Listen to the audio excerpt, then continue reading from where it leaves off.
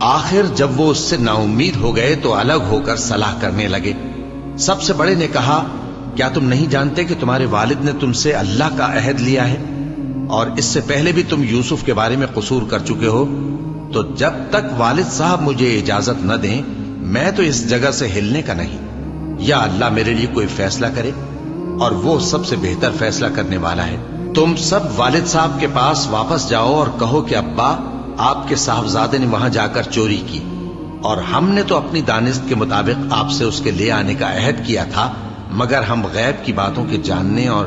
یاد رکھنے والے تو نہیں تھے، اور جس بستی میں ہم ٹھہرے تھے وہاں سے، یعنی اہل مصر سے، اور جس قافلے میں آئے ہیں اس سے دریافت کر لیجئے، اور ہم اس بیان میں بالکل سچے ہیں۔ جب انہوں نے یہ بات یعقوب سے آ کر کہی تو انہوں نے کہا کہ حقیقت یوں نہیں ہے، بلکہ یہ بات تم نے اپنے دل سے بنا لی ہے، تو صبر ہی بہتر ہے۔ عجب نہیں کہ اللہ ان سب کو میرے پاس لے آئے، بے شک وہ علم والا ہے،